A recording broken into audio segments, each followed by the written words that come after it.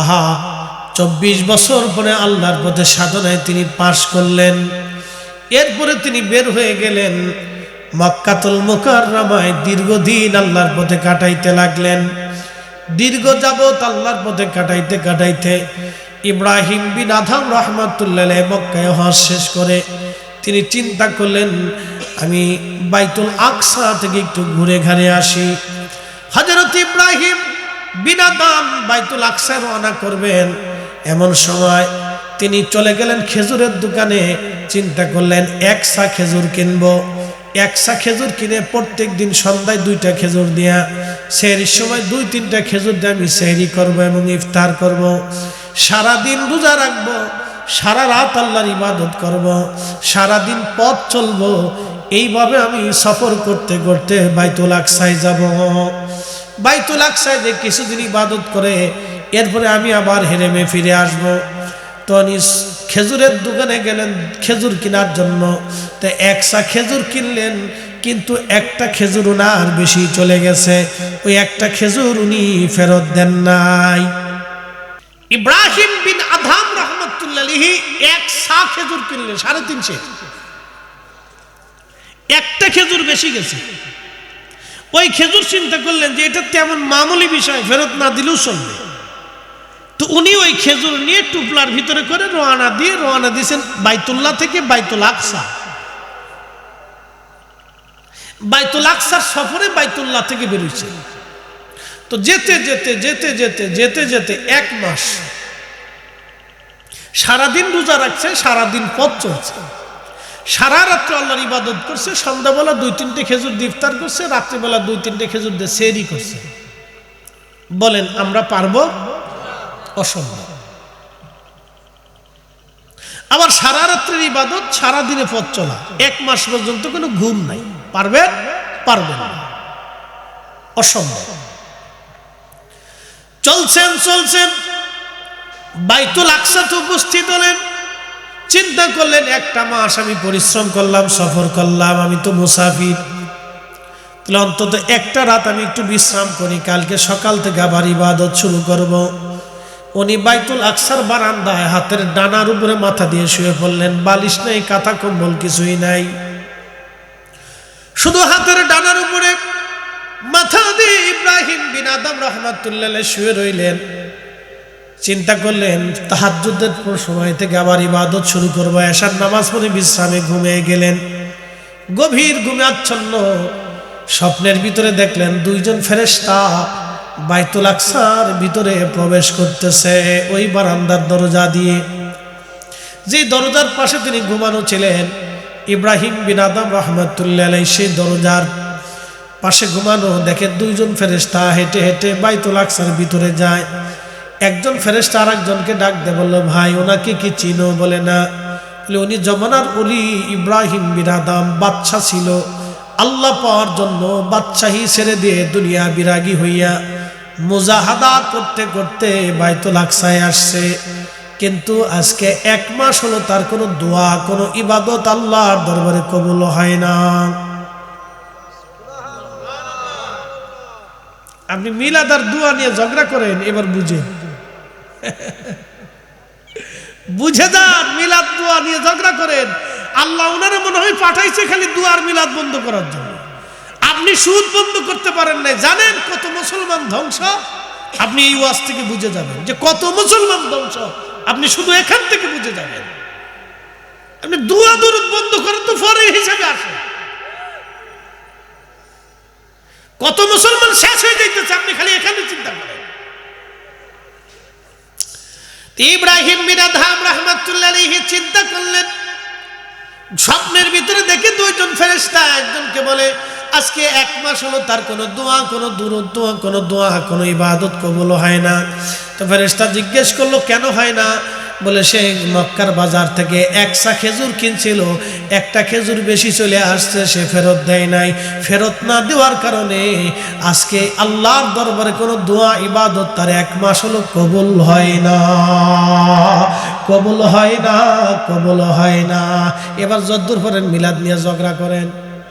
আর বলি, আপনি যদি আল্লাহকে পেতে চান তাহলে ওনাকে আগে পেতে হবে। এর বিকল্প কোনো রাস্তা আল্লাহ রাখে নাই, আল্লাহ নিজে রাখে নাই। বলে হুজুর কোন দলিলে?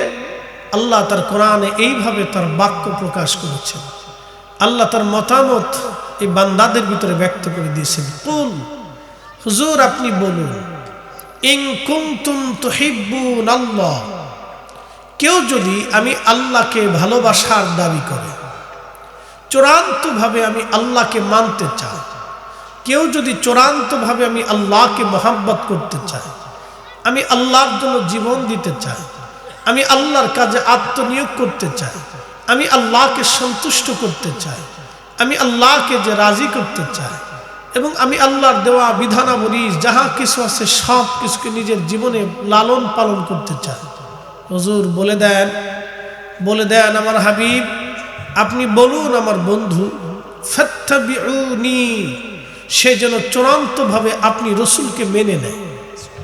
একসাথে বলবেন আল্লাহু আকবার। কাকে মানবে? নবী। জোরে বলবেন কাকে মানতে হবে? কাকে মানতে হবে? কাকে পাইতে হলে? তো আল্লাহ পাওয়ার পরে আর কিছু পাওয়ার দরকার আছে? আল্লাহর পরে আর কিছু আছে? তো চূড়ান্তভাবে যদি আপনি আল্লাহ পেতে চান, তো চূড়ান্তভাবে আপনাকে নবী পেতে হবে। কি সূত্র কি সহজ না কঠিন? আমি একবারে সহজ ভাষা আপনাদেরকে বুঝাইলাম, একবারে সহজ ভাষা। এই সুন্দর ভাষা যদি কেউ না বুঝে তাহলে বুঝতে হবে তার বুঝে আকলের ভিতরে অসুবিধা আছে, তার চিকিৎসা করানোর দরকার। তো খুব মনোযোগ দিন যে আপনি যদি চূড়ান্তভাবে আল্লাহকে পেতে চান, তো চূড়ান্তভাবে আপনাকে রসুল মেনে নিতে হবে। যদি রসুল পেয়ে যান তো আল্লাহ পেয়ে যাবেন। একসাথে বলবেন আল্লাহু আকবার। এই জন্য আল্লামা ডক্টর ইকবাল রহিমাহুল্লাহ জওয়াবে শিকওয়াতে তিনি লিখছেন, মগজ কোরা রুহে ঈমান জান দিন হস্তে হুব্বে রহমাতুল লিল আলামিন। মগজ কোরা রুহে ঈমান জান দিন হস্তে হুব্বে রহমাতুল লিল আলামিন। আচ্ছা বলেন, আমি আপনাদেরকে সাজিয়ে গুজিয়ে এত সুন্দর করে বলি, এটা কি আমার পক্ষে সম্ভব? যদি উনি দয়া না করে, কি কথা কর না কেন, সম্ভব? শুধু আপনাদের মাহফিল করব, কালকে 3টে প্রোগ্রাম করছি, তার আগের দিনও 3টা করছি, তার আগের দিনও 3টে। তো 3টে প্রোগ্রাম যেদিন হয় 4টেও আছে, 5টাও আছে। বলে হুজুর এটা কি করে সম্ভব? আমি আপনাদেরকে একটা পরিসংখ্যান দিই যে আমার পক্ষে সম্ভব না কেন। আপনাদের এখানে 2 ঘন্টা, পরবর্তী প্রোগ্রামে একবারে মিনিমাম হলো 2 ঘন্টা, তাহলে 24 ঘন্টা 4টে ঘন্টা শুধু আমাকে কথা বলতে হয়, মানুষকে বুঝাইতে হয়। তো খুব মনোযোগ দিয়ে, তো এই বুঝাইতে আমাকে আবার আসতে হয়, ঘুমাইতে হয়, বিশ্রাম করতে হয়, খাইতে হয়, ভিতরে নামাজ আছে, রোজা আছে, জিকির ফিকির আছে, বাকি আনুষঙ্গিক কাজ দিয়ে আমি কতটুকু সময় পাই এখন আপনি বুঝেন। এরপরে 3টে যদি হয় তাহলে 6 ঘন্টা আলোচনা করতে হয়, 4টে যদি হয় তো মিনিমাম হলো 7 ঘন্টা আমাকে বক্তব্য দিতে হয়, 5টা যদি হয় তাহলে মিনিমাম আমাকে 8 ঘন্টা বক্তব্য দিতে হবে একদিনে। তো 24 ঘন্টার 8টা ঘন্টা শুধু আমার বক্তব্যের ভিতরে চলে যায়, বাকি সময়টা আমি কি করব? আপনি এবার চিন্তা করেন যে আমি মাঝে মধ্যে চিন্তা করি এটা আমার পক্ষে সম্ভব না, এটা আল্লাহ পাকের অপার মেহেরবানিতে আবার সাজিয়ে গুজিয়ে আপনাদের সামনে বক্তব্য দিচ্ছি। কোনো একটা বক্তব্য যদি টান জিহ্বা থেকে বের হয়ে উল্টা পাল্টা হয়ে যায় তো ক্যামেরায় এটা রেকর্ড থাকবে, আর এটা রেকর্ড থাকার পরে পরবর্তী পর্যায়ে এটার উপর এফেক্টস করবে। চিন্তা করেন 8 ঘন্টা বক্তব্য দিলে আমাকে সুস্থ মস্তিষ্কে ঠান্ডা মাথায় আপনাকে বুঝাইতে হবে, তাহলে এটাকে আমার শক্তির পক্ষে সম্ভব? তো দয়া করে কে? আল্লাহ। একসাথে বলেন কে করে? আল্লাহ ছাড়া আমাদের আর কিছু। আপনি দেখেন তো আপনার চোখের দিকে তাকান, শিশুকালের চোখ আর বৃদ্ধকালের চোখ কি একরকম? পরিবর্তন কে করে? তার অর্থ আমাদের চোখটাও আমাদের নিয়ন্ত্রণে নাই। আমার শরীরে দেখেন তো শিশুকালের শরীরের গঠন আর বৃদ্ধকালের শরীরের গঠন এক না। যত দিন বাড়তে থাকে গঠন প্রণালী চেঞ্জ হতে থাকে, শক্তি চেঞ্জ হয়, চোখের আলো চেঞ্জ হয়, কানের পাওয়ার চেঞ্জ হয়, শরীরের শক্তি, ত্বকের শক্তি, চুলের শক্তি, জবানের শক্তি, জিহ্বার শক্তি, এই আপনার অঙ্গ প্রত্যঙ্গগুলি তত ধীরে ধীরে নিস্তেজ হয়, রক্ত তত ঠান্ডা হতে থাকে। তাহলে বলেন শরীরের এই কন্ডিশন, এই শরীরের এই বিন্যাস, সেটা কি আমাদের নিয়ন্ত্রণে না আল্লাহর? তাহলে আমাদের আছে কি? বলেন একসাথে বলেন, যারা এখনো ঘরে বসে রয়েছেন তারা বলেন আপনাদের আছে কি? তো কিছু না থাকলে ঘরে বসে রয়েছেন কি? প্রশ্ন আছে না ভাই? আমি তো প্রশ্ন করতে পারি, যদি কিছু না থাকে তাহলে ঘরে এখনো বসে রয়েছেন কেন?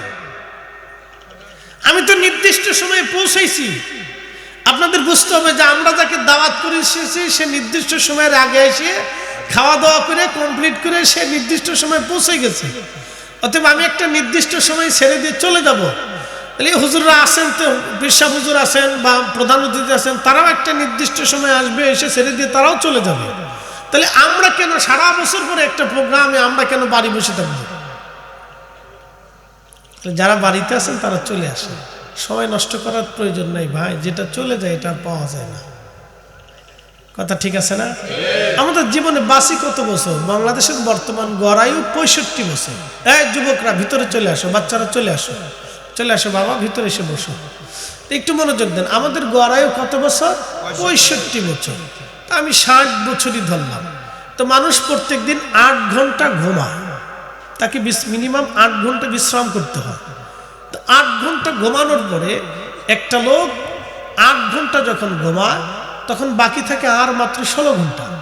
এই 16 ঘন্টার ভিতরে তার কাজ আছে, ব্যবসা আছে, বাণিজ্য আছে, হেলা আছে, খেলা আছে, ধুলা আছে, বন্ধু বান্ধবের আড্ডা আছে, কর্তব্য আছে, নানান সময়ে আপনার জীবনে আপনি হিসাব করেন যে 24 ঘন্টায় আপনি কতটুকুন আল্লাহর ইবাদত করেন। শেষ।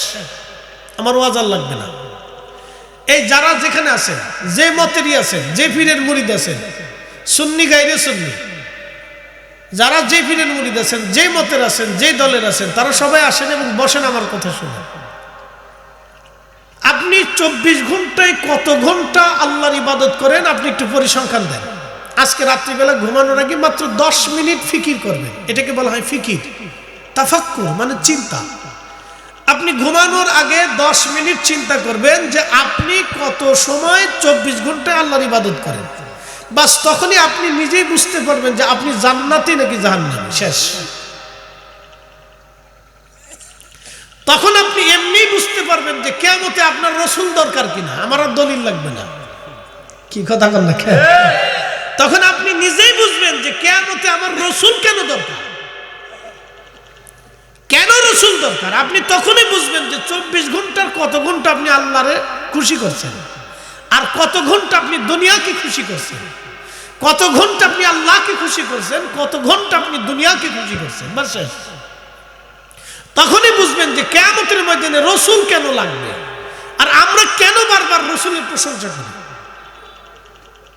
আপনার ঝগড়া করতে হবে না, আপনি তখনই এমনি মাথা হেঁট হয়ে আসবেন যে হ্যাঁ না এটা ঠিক আছে, সত্য। আপনি যদি হিসাব করেন তাহলে অল্প সময় আমরা আল্লাহর ইবাদতে কাটাই। শোনেন, আমরা যে বক্তব্য দিয়ে চলে যাই না, শেষে আমাদেরও চিন্তা হয় যে আল্লাহ কতটুকু সময় আমরা দুনিয়াতে তোমার কাজে ব্যয় করলাম। কিন্তু আমরা যত সময় বক্তব্য দিচ্ছি তত সময় কিন্তু আমরা বেহেশতের বাগানে কাটাই এবং পরবর্তী প্রোগ্রামের জন্য আমরা রওনা দিই। তার অর্থ হচ্ছে আমরা যখন ঘরের থেকে বের হই কোনো নেক কাজের জন্য, তখন আল্লাহ রাসূল বলছেন তখন ওই বান্দাকে আল্লাহ নেক কাজের অন্তর্ভুক্ত তার সফরটাকেও করে দেয় এবং বাড়ি ফেরা পর্যন্ত আল্লাহ ওই কাজটুকু নেকের কাজের ভিতরে অন্তর্ভুক্ত করে দেয়। আপনি মসজিদে যাবেন, আজান হয়ে গেছে, নিয়ত করছেন মসজিদে যাবেন, তো নিয়ত যখনই করছেন তখন থেকে নেক শুরু। আবার বাড়ি পৌঁছানো পর্যন্ত নেক থাকবে। একসাথে বলবেন আল্লাহু আকবার। বুঝতে হবে। তাহলে আমরা 24 ঘন্টায় আমাদের উদ্দেশ্য থাকে এই কাজে, ভিন্ন উদ্দেশ্য যখন চলে যায় তখন নেক নিয়ত ভিন্ন দিকে প্রবাহিত হয়। তো 24 ঘন্টার এই কাজের ভিতরে থাকার পরেও মাঝে মধ্যে আমরা চিন্তা করি যে আমাদের কিছুই নেই, কিচ্ছু করিনি, আমাদের কিচ্ছু করিনি, আমরা কিছুই করা হয়নি আমাদের। আপনাকেও চিন্তা করতে হবে যে আমি আল্লাহর জন্য কতটুকুন কাজ করছি। বাস ওয়াজ আমার শেষ। কোরআন আল্লাহ বললেন فَمَن يَعْمَلْ مِثْقَالَ ذَرَّةٍ خيرا يرى الله أكبر তুমি যদি অনুপরিমাণ নেক কাজ করো আমি আল্লাহ তারও বেনিফিট প্রতিদান তোমাকে দিয়ে দিব আর একটু জোরে বলেন সুবহানাল্লাহ অনুপরিমাণ একসাথে বলেন কি পরিমাণ অনু চিনছেন নি আপনারা অনু কি চোখ দিয়ে দেখা যায় দেখা যায় না এটা অনুবীক্ষণ যন্ত্র দিয়ে দেখতে হয় তো এই অনুপরিমাণ নেক কাজ যদি তুমি করো আমি রব তোমাকে তারও প্রতিদান দিয়ে দিব একটু মনোযোগ দিবেন আমাদের দেশে আমরা ইবাদতকে বেদাত বানাইছি বলতেছি ইবাদতকে আমরা বেদাত বানিয়েছি বুঝাইতেছি আপনাকে প্রিয় উপস্থিতি কাশীপুরবাসী মাইকের আওয়াজ যত দূর পর্যন্ত যাচ্ছে খুব মনোযোগ দিয়ে কথাগুলি শুনে যাবেন আমাদের মাযহাবের ইমাম আবু হানিফা রাহমাতুল্লাহি আলাইহি তিনি প্রত্যেক এশা রুজু দিয়ে সারা রাত্র ইবাদত করে তিনি ফজরের নামাজ ওই ওযু দিয়ে আদায় করতেন এইভাবে তিনি 1 আর 2 বছর করেন নাই একটানা 40 বছর ধরে তিনি আদায় করলেন একসাথে বলবেন না সুবহানাল্লাহ কত বছর জোরে বলেন 40 বছর আচ্ছা উনি কি এশার নামাজ পড়ে ঘুমায় থাকলে হতো না হয়তো কি না আবার উঠে জামাতে ফজর পড়লে হতো না বলেন আমি আপনাদেরকে একটা হাদিস শুনি আল্লাহর নবী বললেন আমার উম্মত তোমরা যদি এশার নামাজ জামাতের সাথে পড়ো এবং ফজরের নামাজ যদি তোমরা জামাতের সাথে পড়ো তাহলে সারা রাত্র ইবাদত করলে যে নেকি তুমি ঘুমায় থাকলেও আল্লাহ তোমার আমলনামায় সেই নেকি দেবে আপনি যদি এশার নামাজ জামাতের সাথে পড়ে আবার ফজরের নামাজ যদি আপনি জামাতে পড়েন সারা রাত আপনি ঘুমাবেন কিন্তু নেকি ঘুমাবে না সারা রাত আপনি ঘুমাবেন কিন্তু মুনকার নেকির আপনার কিরামান কাতিবিন ঘুমাবে না সারা রাত আপনি ঘুমাবেন কিন্তু কিরামান কাতিবিন ঘুমাবে না নেকি ঘুমাবে না আপনার আমলনামায় নেকি চলতে থাকবে চলতে থাকবে চলতে থাকবে চলতে থাকবে এই হাদিস জানার পরেও ইমাম আজম আবু হানিফা কেন তিনি এশার নামাজ পড়েই মসজিদে বসে রইলেন সারা রাত্র ইবাদত করলেন বাড়ি ফিরে গেলেন না এই হাদিস জানার পরেও কেন সাহাবীরা সারা রাত্র ইবাদত করলেন এই হাদিস জানার পরেও কেন ওলিরা সারা রাত্র ইবাদত করলেন কারণটা কি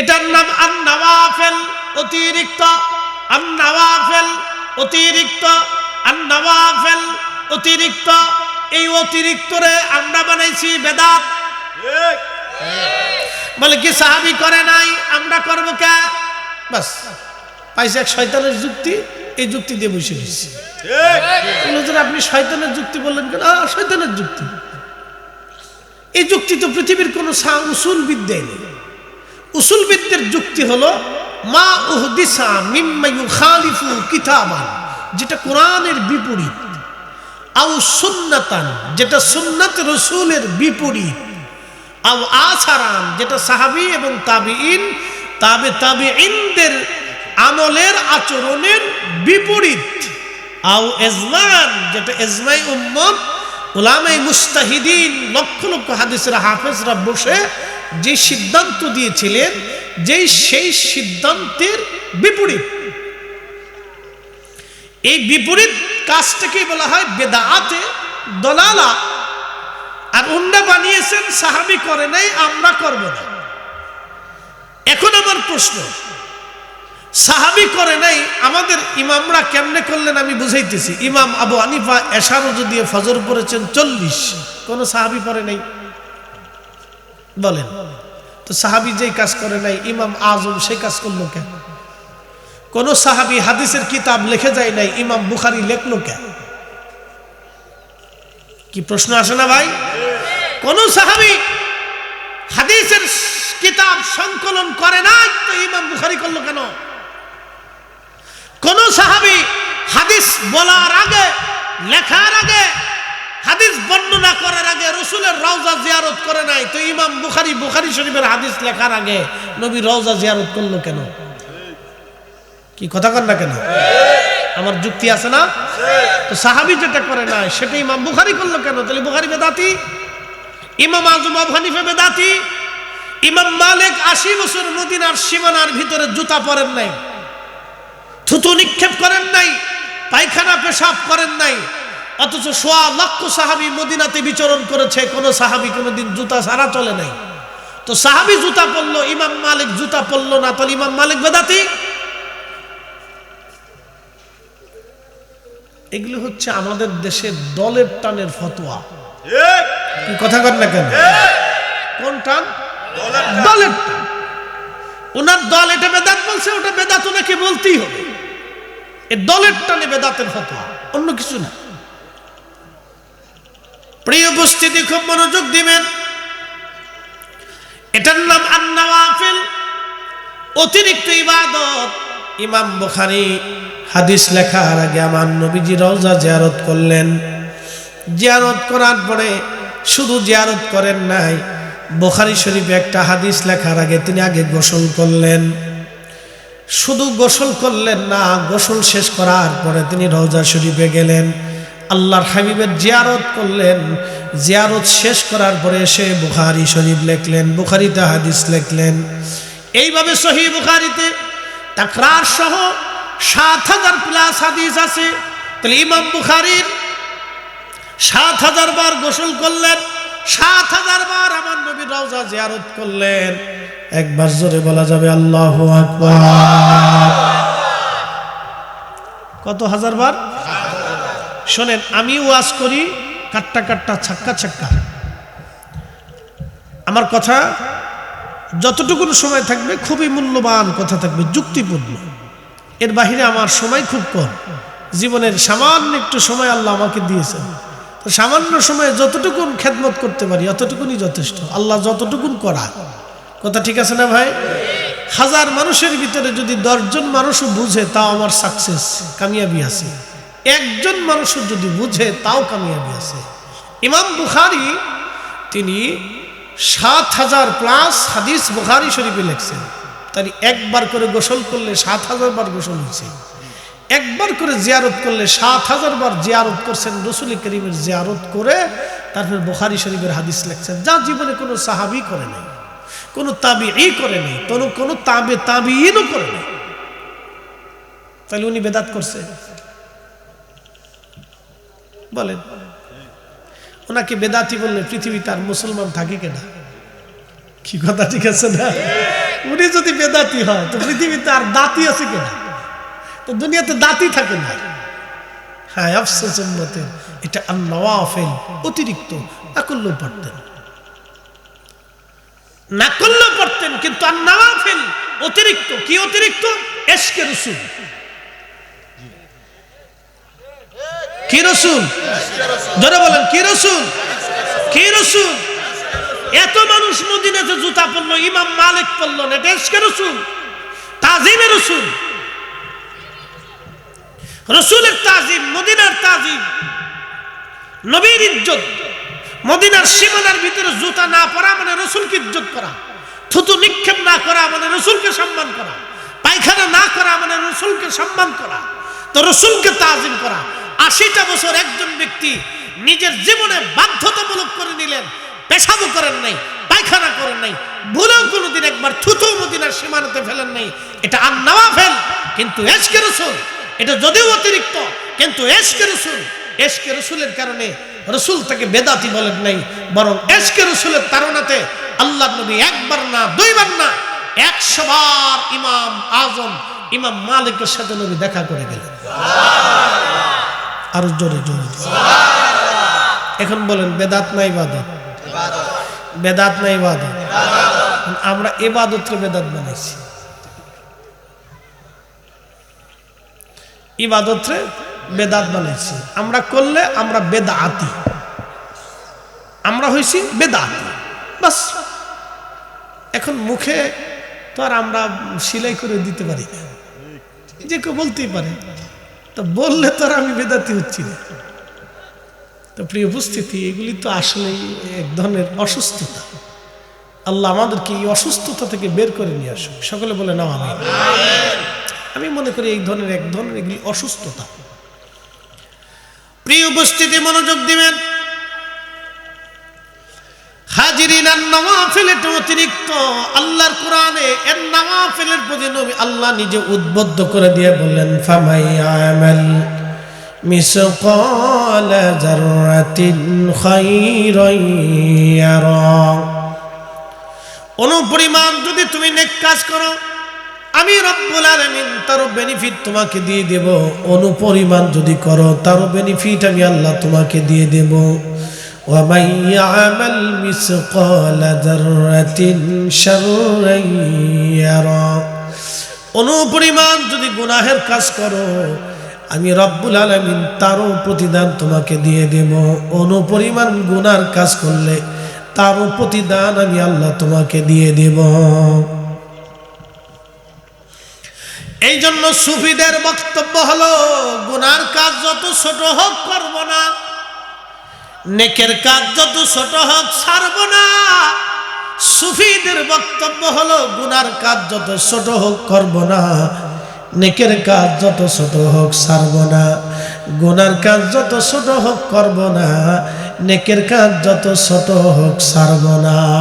আল্লাহ কবুল করুক, জোরে বলেন আমিন। আল্লাহুম্মা সাল্লি আলা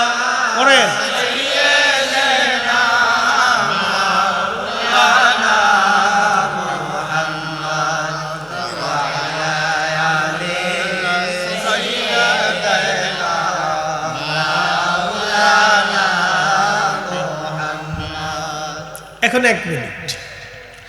এখন কেউ যদি আমাকে জিজ্ঞেস করে, হুজুর এই যে আপনারা দলবদ্ধভাবে সুর দিয়ে দুরূদ পড়লেন, কোন সাহাবী পড়ছে? পড়ে নাই যেহেতু, তাহলে বেদাত বলতে পারে। এখন আমি যদি তাকে জিজ্ঞেস করি, তাহলে বলেন তো, ঘন ঘটা করে দিন তারিখ নির্দিষ্ট করে আলেম ওলামা দাওয়াত করে, অতিথি সভাপতি প্রধান বক্তা লোকজন ভাড়া করে এইভাবে হুজুর দাওয়াত করে, এই সিস্টেমে মাহফিল কে কোন সাহাবী কোন দিন করছে, সেও জবাব দিতে পারবে না। কি কথা কর না কেন? সেও জবাব। যদি জিজ্ঞেস করি, ভাইরে আপনি তো আমার কাছে দুরুদের দলিল চাইলেন, তাহলে বলেন তো আপনার বাড়ির মসজিদ সুন্দর করে পাকা বস্তা করে রং তামাশা করিয়া মিনার টিনার বানাইয়া একবারে সুন্দর উঁচু বিল্ডিং টিল্ডিং করে একবারে টাইলস টাইলস এসি মিসি লাগাইয়া সুন্দর করে এত ঢক শাক সুন্দর সাজসজ্জা নবীর কোন সাহাবী করছে? কোনো জবাব নাই। যে নবীও করে নাই, সাহাবীও করে, তা আপনি করলেন কেন? নেকের উদ্দেশ্যে করছেন, তো নেকের উদ্দেশ্যে বেদাত করলেন কেন? যেটা সাহাবী করে নাই, রাসূল করে নাই, আপনি করলেন কেন?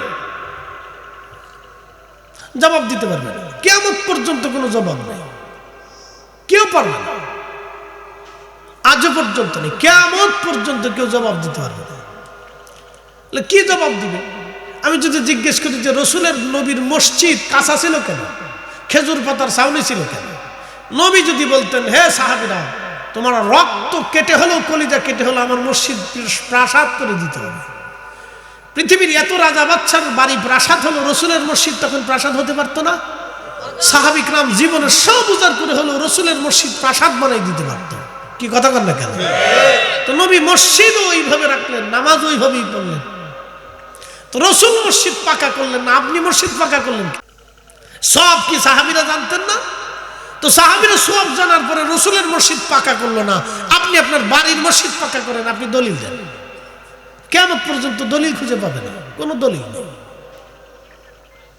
তো এই জন্য গুতাগুতি করলে গুতাগুতির কোনো শেষ নেই। কি কথা ঠিক আছে না ভাই? যদি আমরা খুশাখুশি করি, তাহলে খুশাখুশির শেষ নেই। খুশাখুশি করলে, পাল্টাপাল্টি করলে তো পাল্টাপাল্টি শেষ নেই।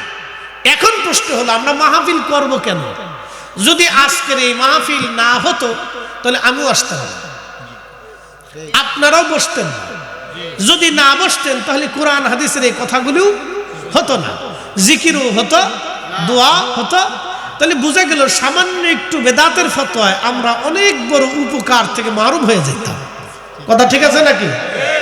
এই জন্য আমাদের বাড়িতে যদি মিলাদের মাহফিল হয়, যদিও নাম মিলাদ, কিন্তু কাজ হয় কার? না না, একসাথে বলুন, কার হয়? কোরআন তেলাওয়াত কার? জিকির কার? আমার রসুলের দুরূদ হয়। কথা ঠিক আছে না ভাই? দোয়া হয় কার কাছে? তো আল্লাহর কাছে দোয়া হলো, যদিও নাম মিলাদ, কিন্তু দোয়া হয় কার কাছে? তাহলে বোঝা গেল এটা সাধারণ জায়গা থাকে না, এটা হিলাকুজ জিকির, এটা দুনিয়ার বেহেশতের বাগানে পরিণত হয়ে যায়। কথা কোন ঠিক কিনা? তাহলে আপনি বেদাতের ফতোয়া যতই দেন, রসুল বলে দিয়েছেন এটা বেহেশতের বাগান। এবার মন চাইলি করেন, না চাইলি না করেন। আন-নওয়াফিল অতিরিক্ত, মন চাইলি করতে পারেন, না চাইলি নাও করতে পারেন। জোর করে আপনার বাড়ি যে আমি মিলাদ পড়াবো না, আমার বাড়ি এসে আপনি মিলাদ পড়াবেন না। কথা ঠিক আছে না ভাই? এটা আন-নওয়াফিল। যারা বলেন এটা কি? আন-নওয়াফিল অতিরিক্ত। আল্লাহ বলেন ফামাইয়ামাল মিসকালা যাররাতিন খাইরান ইয়ারা, অনুপরিমাণ নেক কাজ যদি করো তাহলে আমি বেনিফিট দিই। এখন প্রশ্ন রাখতে পারেন, ফরিদি হুজুর আপনি এত সুন্দর করে এগুলি সাজায় গোজায় বলতেছেন কেন? বলার পিছনে আমার একটা উদ্দেশ্য আছে। উদ্দেশ্য সহিহ বুখারী থেকে রাসূল বলে দিলেন, আমার উম্মত মান আদালি ওলিয়ান ফাকাদ আযানতুহু বিল হারব, আমার ওলিদের সাথে যারা দুশমনি করে আমি আল্লাহ তাদের সাথে যুদ্ধ ঘোষণা করি। এরপরে রাসূল বলেন ওলি কেমনে হয়? ওলি কেমনে হবে? আল্লাহর নবী বলতেছেন, আমার উম্মত যখন মানুষ ফরজ ইবাদত করে তখন আল্লাহ তার ইবাদতটাকে পছন্দ করে, এটা আল্লাহর কাছে অধিক পছন্দের ইবাদত। এরপরে যখন আমার উম্মত আন-নওয়াফিল অতিরিক্ত ইবাদত করে তখন আল্লাহ বান্দার দিকে ধাবিত হয়, বান্দা আল্লাহর দিকে ধাবিত হয়, বান্দার সাথে আল্লাহর একটা গোপন প্রেমের সম্পর্ক হয়ে যায়। বলে দিই কিভাবে হয়।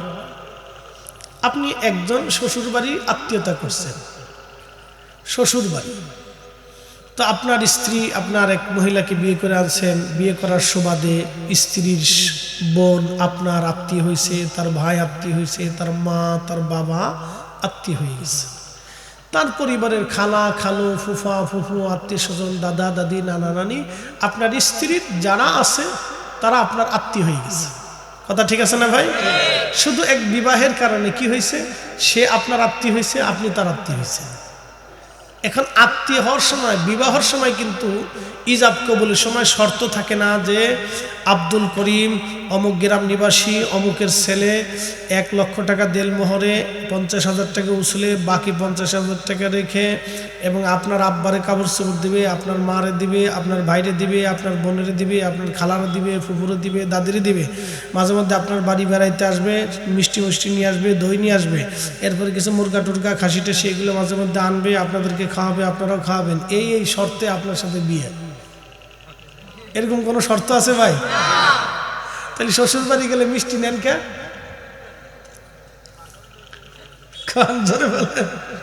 শ্বশুর বাড়ি গেলে মিষ্টি নেন কে? শ্বশুর বাড়ি গেলে মিষ্টি নেন এই জন্য যে আত্মীয় স্বজনদের সাথে মহব্বতের সম্পর্ক যাতে দৃঢ় হয়। এই মিষ্টি নেওয়াটা হলো আন-নওয়াফিল অতিরিক্ত। অতিরিক্ত বুঝাইতে পারছি আপনাদেরকে? এই আন-নওয়াফিল অতিরিক্ত। এই মিষ্টি নিলে, শালারে কাপড় দিলে, আপনার এই বোনের আপনার স্ত্রীর বোনকে, আপনাদের দেশে কি বলে এটা নাম বললে গালিগুলি হয়ে যাবে, শেষে গালি গালাজ করে।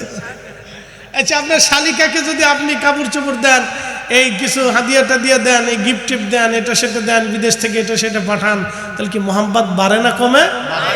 বাড়ে। তো এটা নওয়াফিল, না দিলেও চলতো, কিন্তু দেওয়ার কারণে মোহাম্মত বাড়ে। আপনি সারা রাত ইবাদত না করলেও চলবে, কিন্তু যখন করবেন তখন আল্লাহর সাথে মোহাম্মত বাড়ে। আপনি আজকের মাহফিলে আসা শর্ত না, না আসলেও থাকবে।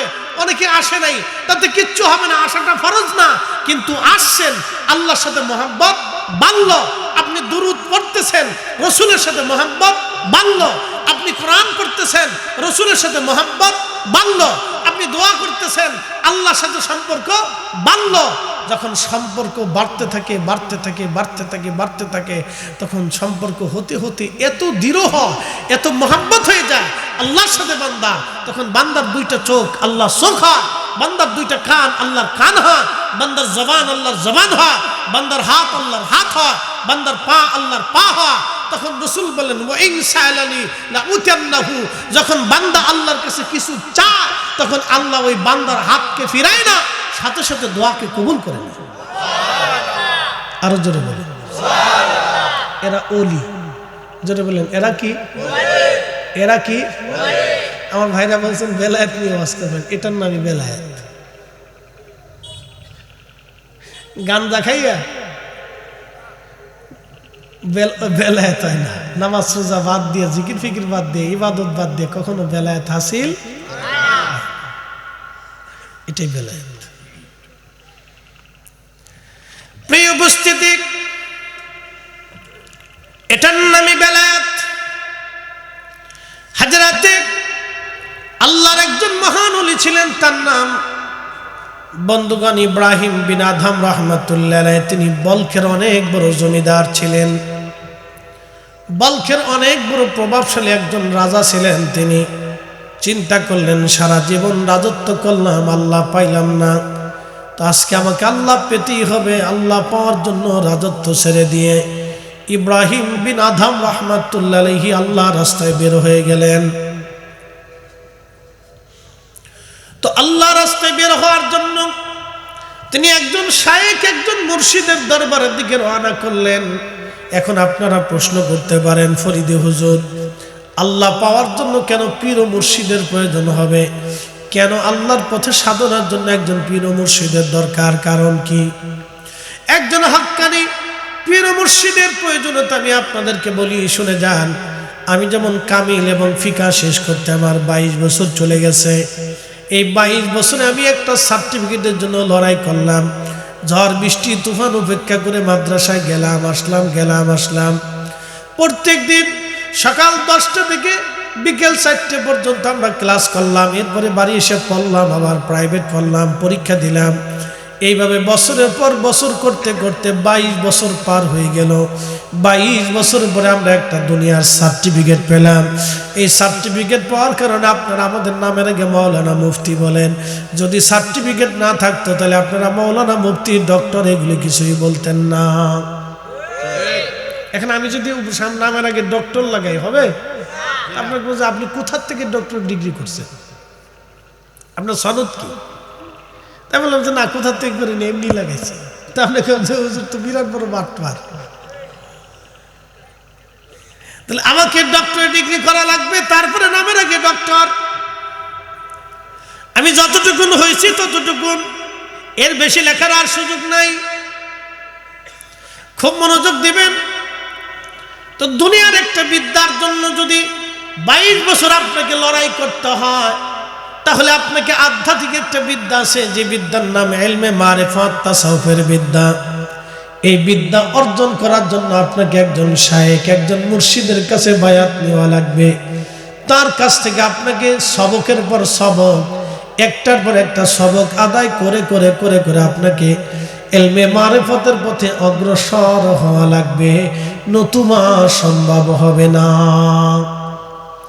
দুনিয়ার ডাক্তারি বিদ্যা শেখার জন্য ডাক্তারের কাছে যেতে হয়, দুনিয়ার ইঞ্জিনিয়ারিং বিদ্যার জন্য ইঞ্জিনিয়ারের কাছে যেতে হয়, পদার্থ শেখার জন্য পদার্থবিদের কাছে যেতে হয়, রসায়নবিদের কাছে রসায়ন কাছে যেতে হয়, অঙ্কশাস্ত্র শেখার জন্য অঙ্কবিদের কাছে যেতে হয়, দুনিয়ার ইংরেজি শেখার জন্য ইংরেজি টিচারের কাছে যেতে হয়, আরবি শেখার জন্য আরবি টিচারের কাছে যেতে হয়, কোরআন শেখার জন্য কোরআনের শিক্ষকের কাছে যেতে হয়, হাদিস শেখার জন্য হাদিসের কাছে যেতে হয়। অতএব ইলমে তাসাউফ শেখার জন্য অবশ্যই আপনাকে একজন কামিল মুর্শিদের কাছে যেতে হবে, নতুবা ইলমে মারিফত শেখা যাবে না। কথা কন না কেন? আমার দিকে তাকান। অ্যালোপ্যাথিকের বিদ্যা দিয়ে ওপেন হার্ট সার্জারি করা যায় না? না। হোমিও বিদ্যা দিয়ে কি ওপেন হার্ট সার্জারি করা যায়? যে হোমিও ডাক্তার, যত বড় ডাক্তার হোক, সে জীবনেও কোনোদিন ওপেন হার্ট সার্জারিতে পারবে না। আবার যে ওপেন হার্ট সার্জারি করে সে অনেক বড় ডাক্তার, সে কিন্তু হোমিওপ্যাথিক পারবে না। কিন্তু দুটোটাই চিকিৎসা শাস্ত্র, দুটোটাই চিকিৎসা শাস্ত্র। তো দুই চিকিৎসা শাস্ত্রে দুই রুলস, দুই নিয়ম। একই রোগের দুই ধরনের ওষুধ, একই রোগের দুই ধরনের ওষুধ, কিন্তু শেফা দেয় কে? না না, একসাথে বলেন, কে দেয়? একই রোগ, ধরেন আমার জ্বর হয়েছে, অ্যালোপ্যাথিকে গেলে এক ওষুধ, হোমিওতে গেলে আর এক ওষুধ, কবিরাজিতে গেলে আর এক ওষুধ। আমরা হুজুরদের কাছে আসলে পানি পড়া, কি কথা কর না কেন? আমরা হুজুরদের কাছে আসলে কি পানি পড়া। তো এখনকার তার পানি পড়ার গোড়ার ডিমও তার বরকত টরকত নাই। বলে হুজুর কেন নাই? আমরা এখন যত পানিতে খুঁজি কাজ হয় না, কাজ হয় না। বলে কারণ কি? আগের যুগে 3 গ্রাম মিলে এক মসজিদ ছিল, মসজিদের ইমাম সাহেব হুজুরে বলে তো মুন্সি সাহেব, ঠিক আছে না? তো মুন্সি তো খুব কড়া মুন্সি ছিল, যেই বাড়ির মহিলারা বেপর্দায় রাস্তায় চলতো মুন্সি সেই বাড়ি খাবার খাইতো না। একসাথে বললেন আল্লাহু আকবার। মুন্সি তো মুন্সি, খুব কড়া মুন্সি, মুন্সি খুব মারাত্মক মুন্সি। আমরা দাওয়াত যে দেয় হেই খায়, হের বাড়ি দাওয়াত খায়, সুদখোরের বাড়িও খায়, ঘুষখোরের বাড়ি খায়, চোরের বাড়িও খায়। তো যার কারণে যতই দোয়া কালাম করে ফুদেই কাম হয় না। সোজা হিসাব করে দিলাম, একবার অরিজিনাল কথা কয়ে দিলাম। কি কথা কর না কেন? হক কথা দিতা। আগের যুগের ওলি যারা ছিলেন তাদের ইলমুল কাল ছিল, তারা জীবন চলে গেছে, কোনো হারাম খায় নাই। কথা কর না কেন? ঠিক কিনা? আমরা এখন যতই ফতোয়া দিই মিলাদ হারাম, মিলাদ হারাম, আরে মিয়া তোমার খাবার হালাল নাকি এটা চিন্তা করো। কি কথা কর না কেন? দোয়া বেদাত, দোয়া বেদাত, তোমার জিন্দেগি ঠিক আছে কিনা এটা চিন্তা করো। তুমি দোয়া বেদাত করবে না, তোমার দোয়া বন্ধ করার জন্য এদেশে পাঠাই নাই আল্লাহ। তোমার এদেশে পাঠিয়েছিল আল্লাহ হারাম বন্ধ করার জন্য, সুদ বন্ধ করার জন্য, ঘুষ বন্ধ করার জন্য, জেনা বন্ধ করার জন্য, পতিতালয় বন্ধ করার জন্য, জুলুম বন্ধ করার জন্য, অন্যায় বন্ধ করার জন্য, খুন খারাপি বন্ধ করার জন্য, অন্যায় বিচার বন্ধ করার জন্য। তুমি হেতা মারো নাই, তুমি এসে দোয়া বন্ধ করার জন্য। তোমার দোয়া বন্ধ করার জন্য আল্লাহ দুনিয়াতে পাঠাইছে না। আল্লাহ যে কাজে হেরে পাঠিয়েছে এই কাজের খবর নেই, হেতে উল্টা কাজে হচ্ছে। এই জন্য আমরা দোয়া করলে দোয়া কবুল হয় না।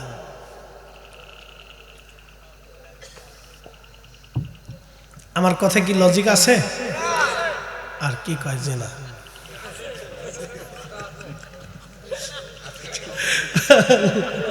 দাদা ডাককে মতো বেরিয়ে দিছে, যা ও কার লোক সেটা পরে দেখ পারে, আগে কইয়ে লই। লজিক মানে যুক্তি। আমার কথায় তো যুক্তি যদি না থাকে তাহলে বলো যে হুজুর যুক্তি নেই। আমি তো যুক্তি দিয়ে বলতেছি, কথা ঠিক আছে না? আল্লাহ কবুল করুক, বলে না। প্রিয় উপস্থিতি, হযরত ইব্রাহিম বিন আদহাম রাহমাতুল্লাহ আলাইহি তিনি একজন শেখ মুর্শিদের দরবারে চলে গেলেন। যাওয়ার পরে হুজুরকে বলেন, হুজুর আমি বাদশাহী ছেড়ে দিলাম আল্লাহ প্রাপ্তির পথে, তাসাউফ পাওয়ার জন্য, আল্লাহর মারিফাত অন্বেষণ করার জন্য। হুজুর আপনার সহবত আমাকে নিয়ে নেন। আল্লাহর ওলি বললেন, ইব্রাহিম বিন আদহাম আপনি আমার সাথে থাকতে পারবেন, কিন্তু শর্ত হলো আপনি আমার তাহাজ্জুদের পানি জোগাড় করে দেবেন। মাফ করে দিবেন, এমন অনেক পীর সাহেব নামাজই পড়ে না। আব্বা ক্ষমা করে দিবেন, সত্য কথা বলতেছি, সত্য কথা। অনেক পীরে নামাজই পড়ে না, তাই পীর হইছে। আস্তাগফিরুল্লাহ আল-আযীম, লা হাওলা ওয়ালা কুওয়াতা ইল্লা বিল্লাহ। আমি সত্য কথা বলবো, তিতা হলো তিতা, মিঠা হলো মিঠা। নামাজ ছাড়া কোনোদিন ওলি হওয়া যায় না। আল্লাহর কসম করে বলি, নাহলে আকাশ ভেঙে যাবে, পৃথিবী শুকিয়ে যাবে, সাগর শুকাবে, পৃথিবী পড়ে যাবে। আল্লাহ যাহা বলেছে সেটা ঠিক, রসুল যেটা বলেছে এটাই ঠিক। কথা কর না কেন? চুল পরিমাণ ডান বাম হবে না। আল্লাহ তার রসুল যা বলছে এটা ঠিক। বলে বাবা তাহাজ্জুদের পানি জোগাড় করতে হবে। হুজুর হা করো। এই তাহাজ্জুদের পানি জোগাড় করতে করতে করতে করতে 12 বছর। সুবহানাল্লাহ। কত বছর? 12 বছর। একটানা 12 বছর পার হয়েছে। তাহাজ্জুদের পানি জোগাড় করতে করতে 12 বছর। 12 বছরের শেষ ওনার পীর মুর্শিদ ওনাকে পরীক্ষা করার জন্য ওনাকে ওনার একজন মুরিদকে পাঠাইলেন। বাবা যাও, সে তো কুয়ার থেকে পানি উঠাই নিয়ে আসে, আজকে তার একটু পরীক্ষা করো। পরীক্ষা করার জন্য তার একজন পীর ভাই সেই কুয়ার ভিতরে তাহাজ্জুদের সময় গেছে। আপনি বুঝতেই পারতেছেন তাহাজ্জুদের সময় কুয়ার থেকে পানি উঠাই এনে তারপরে হুজুরকে গরম করে দিতে হবে। এটা ছিল ওই ইব্রাহিম বিন আদহামের খেদমত, যারে দুনিয়ার মানুষ দাসীবাদী রাজার খেদমত করত। আজকে তিনি আল্লাহ পাওয়ার জন্য একজন আল্লাহর ওলির খেদমতে দাঁড়ায় গেছে। একসাথে বলবেন আল্লাহু আকবার। এটা চারটিখানি কথা না, চারটিখানি কথা না। যে দুনিয়ার মানুষ তার খেদমত করত, সে বাচ্চা ছিল, রাজা ছিল, দুনিয়ার মানুষ তার খেদমত করত। আজকে সে সব ছেড়ে দিয়ে এক আল্লাহর ওলির খেদমতে তাহাজ্জুদের পানি সকালবেলা প্রত্যেক দিন তাহাজ্জুদের সময় পানি নির্দিষ্ট সময় উঠা এনে পানি গরম করে হুজুরে দেয়। হুজুর ওযু করে আবার তাহাজ্জুদে দাঁড়ায়, নিজেও দাঁড়ায়, হুজুরও দাঁড়ায়। এখনকার দিনে কি মতো অ্যালার্ম ছিল, গড়ি ছিল? বুঝেন আপনি, একটা তাহাজ্জুদের পানি নির্দিষ্ট টাইমে ও আদায় করে দিতেই হবে। একদিন মিস করলে সর্বনাশ, একদিন মিস করলে সর্বনাশ। এই জন্য তাসাউফের পথ অত্যন্ত কঠিন, কিন্তু একবার যদি হাসিল হয়ে যায় তাহলে দুনিয়া আলোকিত হবে। সে চক্ষু বন্ধ করে আল্লাহর আসমান দেখতে পারবে যে কি আছে না আছে। এত পাওয়ার, এটা এত পাওয়ার, যে পাওয়ারে খাজা বাবা আজমিরি আনা সাগরের পানি একটা লুটার ভিতরে নিয়ে এসেছিলেন। হযরত শাহজালাল ইয়ামানি জায়নামাজ বিছিয়ে দিয়েছিলেন সুরমা নদীর উপরে। আপনি কি মনে করেন শাহজালাল ইয়ামানি সেই দিন যদি জায়নামাজ সুরমাতে না বিছাইতে পারতেন ইসলামের স্বাদ পাইতেন? খাজা বাবা আজমিরি যদি আজমির থেকে সেই দিন ধুলি পানিপথে নিক্ষেপ করতে না পারতেন তাহলে আজকে এই ইসলামের সুমহান আদর্শ আপনি হয়তো পেতেন না। কথা বলেন ঠিক কিনা? মুজাদ্দিদ আল ফিসানি সেরহিন্দি যদি সেই দিন বাঘের খাঁচার ভিতরে, সম্রাট জাহাঙ্গীর তাকে বাঘের খাঁচার ভিতরে দিয়ে বাঘ সিংহকে ছেড়ে দিয়েছিল তাকে হত্যা করার জন্য, সেই দিন তাকে বাঘের খাঁচার ভিতরে দিয়েছিলেন। সেই দিন বাঘের সামনে যদি তিনি নামাজ না পড়তে পারতেন আর বাঘ যদি তাকে সেই দিন পাহারা না দিত তাহলে আজকের এই শোষিত ইসলাম হয়তো আপনার আমার নসিব হতো না। আপনাকে এগুলো বুঝতে হবে, নাম তাসাউফ। এই জন্য আউলিয়া কেরামকে কেউ যদি অস্বীকার করা তাহলে আমি মনে করি সে তার নিজের বাপকে অস্বীকার করছে।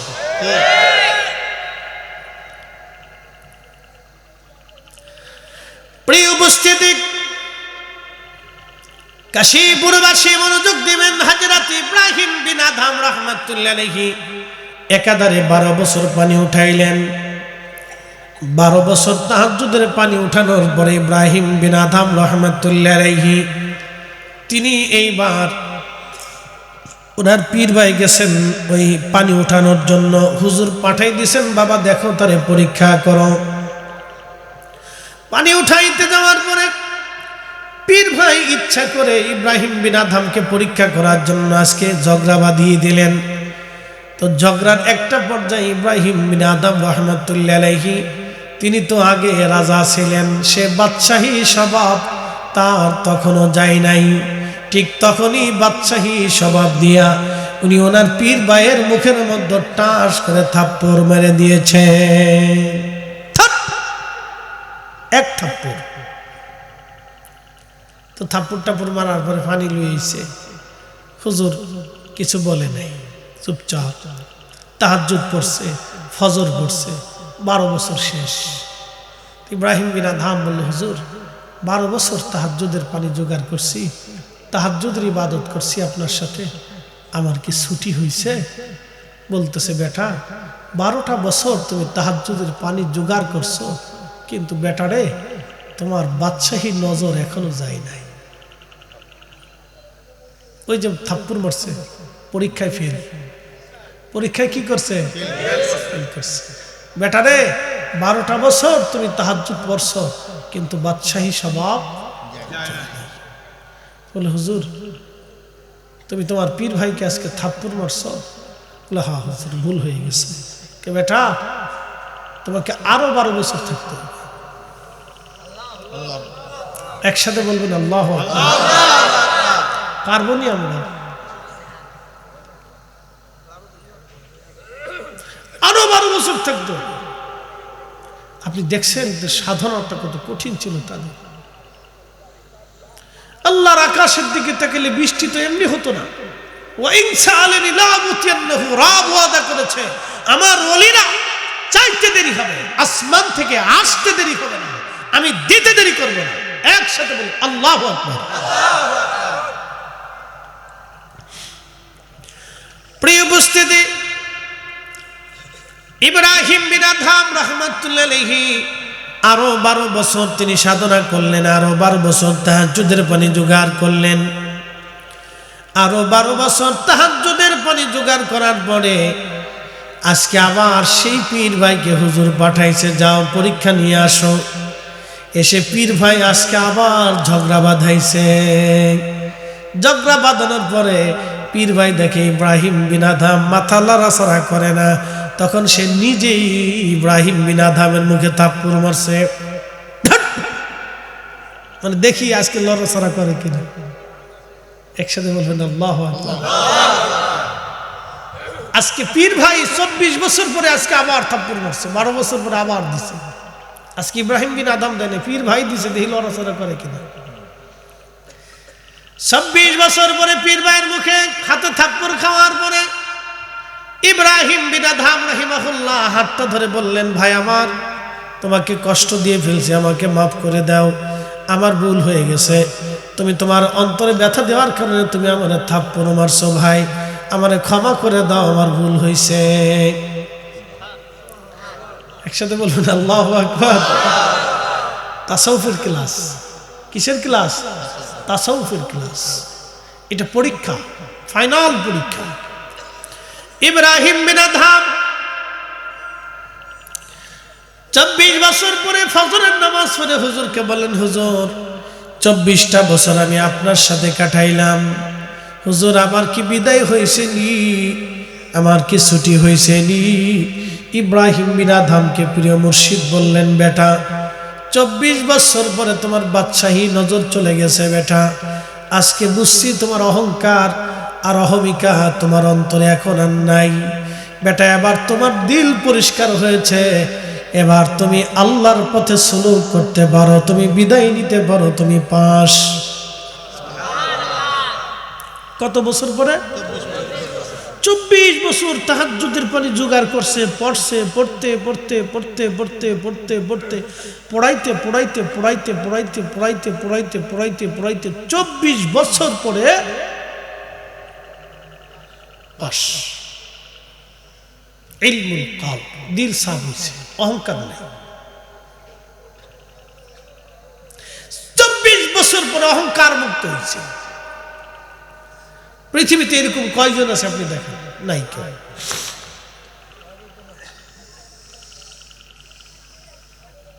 আমরা বেহুদে ঝগড়া করি, বুঝছেন?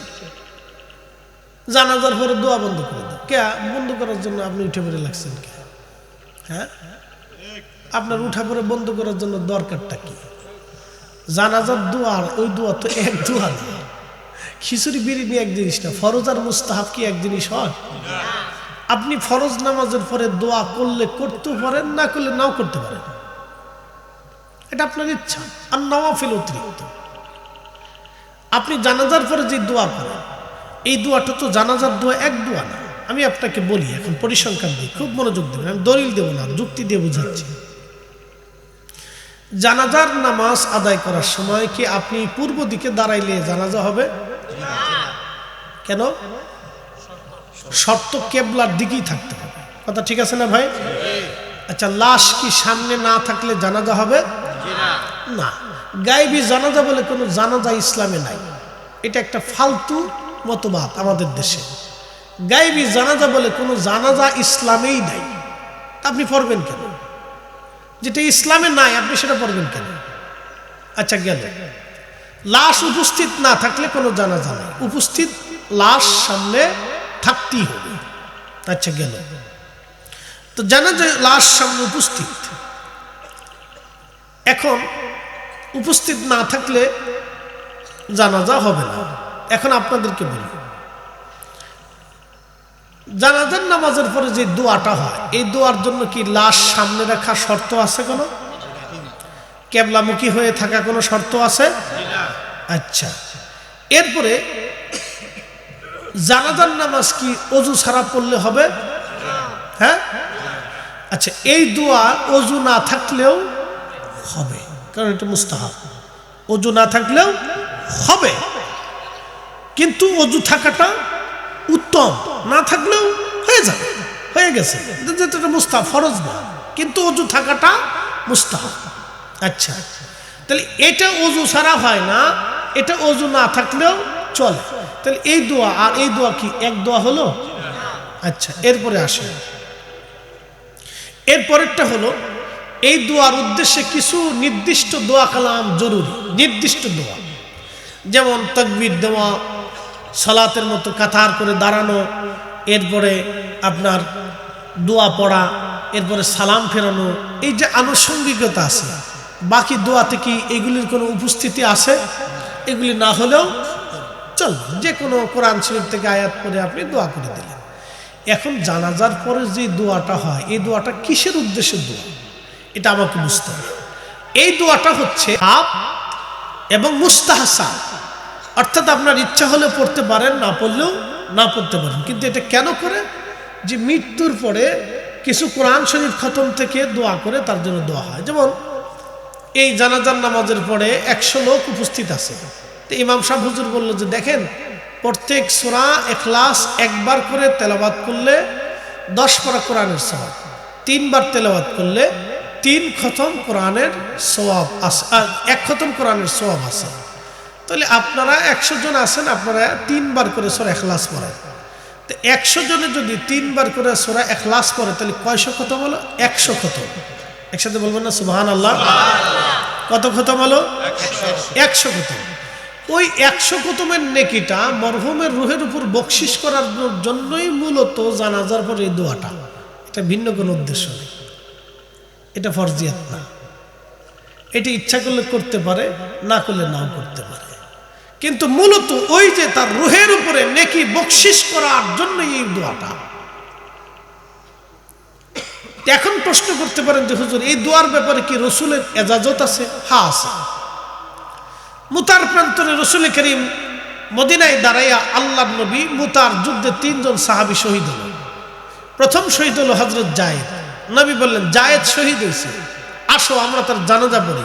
ও সাল্লা আলাইহি, হাদিসের পরিভাষা, ও সাল্লা আলাইহি, নবীজি তাদেরকে নিয়ে সাহাবা কিরাম নিয়ে তার জানাজা পড়লেন। ওয়া দাআ লাহু, এবং নবী দোয়া করলেন। ওয়া ইস্তাগফিরু লি আখিকুম, এবং নবী বললেন তোমরা তোমার ভাইয়ের জন্য ইস্তিগফার করো, ক্ষমা চাইতে থাকো। একসাথে বলবেন না সুবহানাল্লাহ? এটাই দোয়া, উদ্দেশ্য এটাই। নবীজি জানাজা পড়লেন, দোয়া করলেন, এবং সাহাবীদেরকে বললেন তোমরা ইস্তিগফার করো, তার জন্য ক্ষমা চাও। তার অর্থ হলো জানাজার পরে দোয়া করার অনুমতি আল্লাহ রাসূল দিয়ে রাখছেন। অতএব এটাকে নিষেধ করে ঘন ঘটা করে বিদায় করে মারামারি করা, ধরাধরি করা বন্ধ করতেই হবে, এগুলি এটা এক ধরনের, আমি মনে করি যে অতিরিক্ততা। এগুলি বন্ধ করার চাইতে আপনি সুদের কারখানা বন্ধ করেন, যান, এটা বন্ধ করেন, পতিতালয় বন্ধ করেন, এটাও জরুরি, ফরজ হয়ে গেছে। কথা ঠিক আছে না ভাই? আপনি যদি পারেন তাহলে আপনার এলাকার একটা এনজিও বন্ধ করেন, দেখেন পারেন কিনা। কথা ঠিক আছে না ভাই? এটা বন্ধ করার চাইতে আপনি আগে এনজিও বন্ধ করেন, দেখেন পারেন কিনা। সবাই মিলে মিশে যায় একটা এনজিও বন্ধ করে দেন, যে এটা সুদ, সরাসরি সুদ করে মানুষকে গোমরা করতেছে, আমাদের দেশে বিষ ছড়াইতেছে, অসংখ্য মানুষের হালাল রুটি রুজিকে ধ্বংস করে দিচ্ছে। আমরা আজকে এই দেশে আমাদের এখানকার কোনো এনজিও চলতে দেব না। এটা বন্ধ করলে তাহলে আলহামদুলিল্লাহ আমরাও আছি। যেটা করার দরকার এটা না, খালি উল্টে ডালুয়ে রয়েছে। প্রিয় উপস্থিতি, আমি আমার মূল আলোচনার দিকে চলে যাচ্ছি। এগুলো হলো আর নওয়াফিল, অতিরিক্ত ইবাদত, করলেও করতে পারেন, না করলেও নাও করতে পারেন, কিন্তু করলে নেকি আছে, না করলে গুনাহ নাই। কিন্তু যেহেতু করলে নেকি আছে, সেহেতু নেকের কাজ যত ছোট হোক আমরা ছাড়ব না। আল্লাহ কবুল করুক, জোরে জোরে বলেন আমিন। প্রিয় উপস্থিতি, হাজিরিন খুব মনোযোগ দিবেন। বলছিলাম ওলি হওয়ার জন্য হযরত ইব্রাহিম বিন আদম রাহমাতুল্লাহ আলাইহি তিনি চেষ্টা করলেন। আহা, 24 বছর পরে আল্লাহর পথে সাধনায় তিনি পাশ করলেন। এরপরে তিনি বের হয়ে গেলেন মক্কাতুল মুকাররমায়, দীর্ঘদিন আল্লাহর পথে কাটাইতে লাগলেন। দীর্ঘ যাবত আল্লাহর পথে কাটাইতে কাটাইতে ইব্রাহিম বিন আদহাম রাহমাতুল্লাহ আলাইহি মক্কায় হজ শেষ করে তিনি চিন্তা করলেন, আমি বাইতুল আকসা থেকে একটু ঘুরে ঘাড়ে আসি। হযরত ইব্রাহিম বিন আদহাম বাইতুল আকসায় রওনা করবেন, এমন সময় তিনি চলে গেলেন খেজুরের দোকানে। চিন্তা করলেন এক সা খেজুর কিনবো। এক সা খেজুর কিনে প্রত্যেক দিন সন্ধ্যায় 2টা খেজুর দিয়া সেহরির সময় 2-3টা খেজুর দিয়ে আমি সেহরি করবো এবং ইফতার করব। সারাদিন রোজা রাখবো, সারা রাত আল্লাহর ইবাদত করব, সারাদিন পথ চলবো। এইভাবে আমি সফর করতে করতে বাইতুল আকসায় যাব। বাইতুল আকসায় যে কিছুদিন ইবাদত করে এরপরে আমি আবার হেরেমে ফিরে আসব। তো খেজুরের দোকানে গেলেন খেজুর কেনার জন্য। তো এক সা খেজুর কিনলেন, কিন্তু একটা খেজুর ওনার বেশি চলে গেছে। ওই একটা খেজুর উনি ফেরত দেন নাই। ইব্রাহিম বিন আদহাম রাহমাতুল্লাহ আলাইহি এক সা খেজুর কিনলেন 350। একটা খেজুর বেশি গেছে। ওই খেজুর চিন্তা করলেন যে এটা তেমন মামুলি বিষয়, ফেরত না দিলেও চলবে। তো উনি ওই খেজুর নিয়ে টুপলার ভিতরে করে রওনা দিয়েছেন বাইতুল্লাহ থেকে বাইতুল আকসা। বাইতুল আকসার সফরে বাইতুল্লাহ থেকে বেরিয়েছে। তো যেতে যেতে যেতে যেতে যেতে যেতে 1 মাস সারাদিন রোজা রাখছে, সারাদিন পথ চলছে, সারা রাত্র আল্লাহর ইবাদত করছে, সন্ধ্যাবেলা 2-3টে খেজুর দিয়ে ইফতার করছে, রাত্রিবেলা 2-3টে খেজুর দিয়ে সেহরি করছে। বলেন আমরা পারবো? অসম্ভব। আবার সারা রাত্রের ইবাদত, সারাদিনে পথ চলা, 1 মাস পর্যন্ত কোনো ঘুম নাই। পারবেন? পারবেন না, অসম্ভব।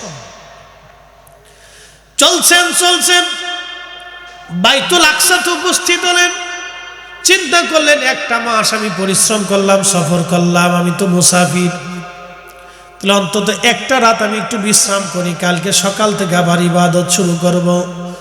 উনি বাইতুল আকসার বারান্দায় হাতের ডানার উপরে মাথা দিয়ে শুয়ে পড়লেন। বালিশ নেই, কাঁথা কম্বল কিছুই নাই, শুধু হাতের ডানার উপরে মাথা দিয়ে ইব্রাহিম বিন আদহাম রাহমাতুল্লাহ আলাইহি শুয়ে রইলেন। চিন্তা করলেন তাহাজ্জুদের সময় থেকে আবার ইবাদত শুরু করব। এশার নামাজ পড়ে বিশ্রামে ঘুমিয়ে গেলেন। গভীর ঘুমে আচ্ছন্ন স্বপ্নের ভিতরে দেখলেন 2জন ফেরেশতা বাইতুল আকসার ভিতরে প্রবেশ করতেছে ওই বারান্দার দরজা দিয়ে। যে দরজার পাশে তিনি ঘুমানো ছিলেন, ইব্রাহিম বিন আদহাম রাহমাতুল্লাহ আলাইহি সেই দরজার পাশে ঘুমানো। দেখে 2জন ফেরেশতা হেঁটে হেঁটে বাইতুল আকসার ভিতরে যায়। একজন ফেরেশতা আরেকজনকে ডাক দিয়ে বলল, ভাই ওনাকে কি চিনো? বলে না। উনি জমানার ওলি ইব্রাহিম বিন আদহাম, বাদশা ছিল, আল্লাহ পাওয়ার জন্য বাদশাহী ছেড়ে দিয়ে দুনিয়া বিরাগী হইয়া মুজাহাদা করতে করতে বাইতুল আকসায় আসছে। কিন্তু আজকে 1 মাস হলো তার কোনো দোয়া, কোনো ইবাদত আল্লাহর দরবারে কবুল হয় না।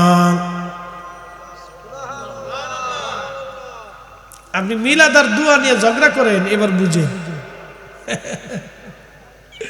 বুঝে যান। মিলাদ দোয়া নিয়ে ঝগড়া করেন, আল্লাহ ওনারা মনে হয় পাঠাইছে খালি দোয়া আর মিলাদ বন্ধ করার জন্য। আপনি সুদ বন্ধ করতে পারেন নাই। জানেন কত মুসলমান ধ্বংস? আপনি এই ওয়াজ থেকে বুঝে যাবেন যে কত মুসলমান ধ্বংস। আপনি শুধু এখান থেকে বুঝে যাবেন। আপনি দোয়া দরুদ বন্ধ করেন তো পরে হিসাবে আসে।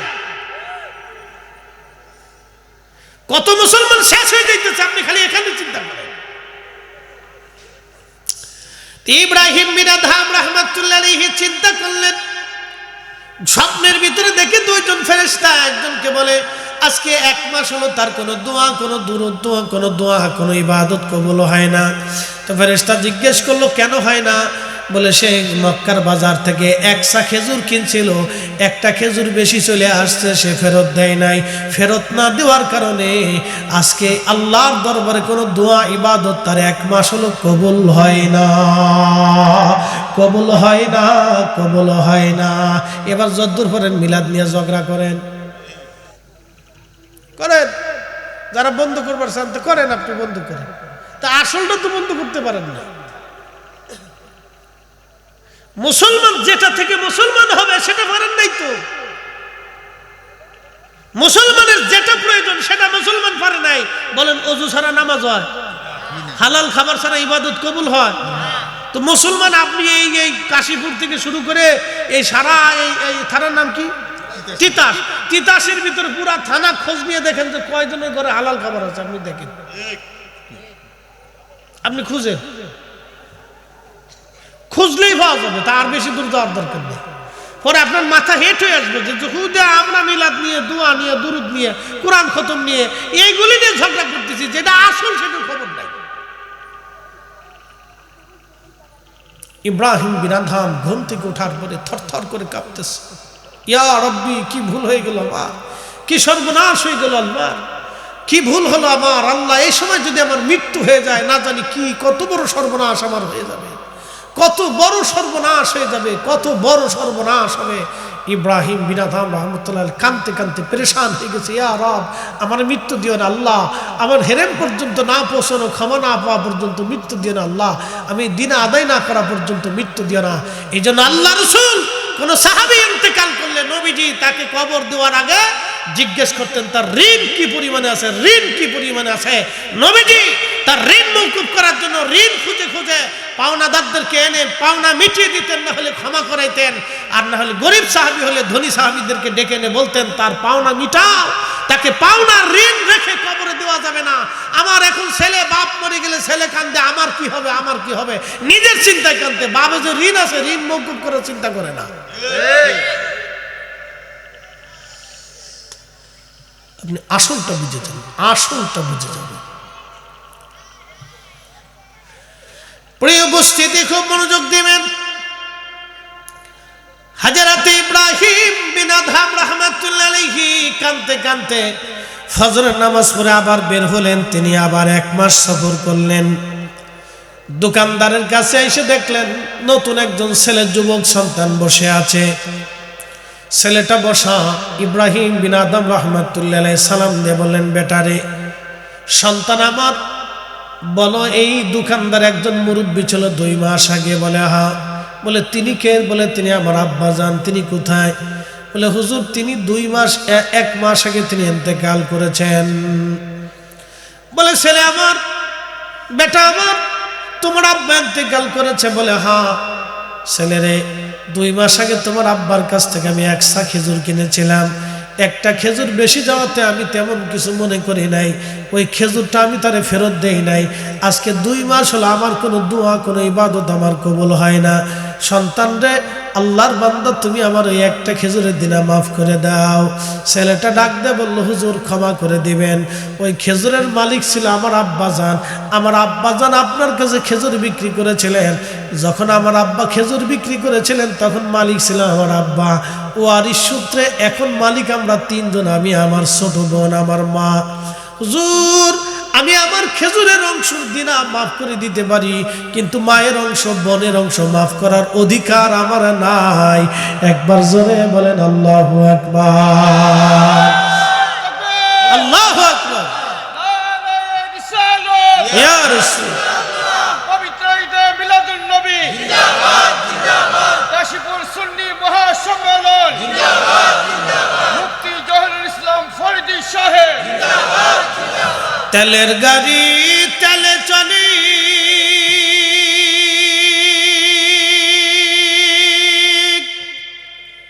হাওয়ার গাড়ি হাওয়ায় উড়ে, বিনা তেলে চালাই গাড়ি নবী সুলাইমান। আমরা সেই মুসলমান। একটু চিন্তা করেন তারা কেমন মুসলমান ছিল। ইব্রাহিম বিন আদহাম চোখের পানি ছেড়ে দিয়ে বলল, আহা, ভাবছিলাম আমি আল্লাহর ইবাদত করি না, একটা বালকের কাছে আজ আমি হেরে গেলাম। আল্লাহু আকবার। বলে বেটা, তুমি তোমার অংশ মাফ করা। বলে হুজুর, আমি আমার অংশ মাফ করে দিলাম। তোমার মার কাছে নিয়ে চলো। বলে মা বাড়িতে। বলে তোমার বাড়ি নিয়ে চলো। ইব্রাহিম বিন আদম বলেন, আমি বাড়িতে গেলাম, সালাম দিলাম, আসসালামু আলাইকুম রাহমাতুল্লাহ। পর্দার আড়াল থেকে এক মহিলা বলল, হুজুর কি জন্য আসছেন? আমি পরিচয় দেওয়ার পরে বললাম, বোন আমার, 2 মাস আগে আপনার স্বামীর কাছ থেকে 1 ছা খেজুর কিনেছিলাম। একটা খেজুর বেশি যাওয়ার কারণে আজকে 2 মাস হলো কোনো ইবাদত, কোনো দোয়া আল্লাহ আমার কবুল করে না।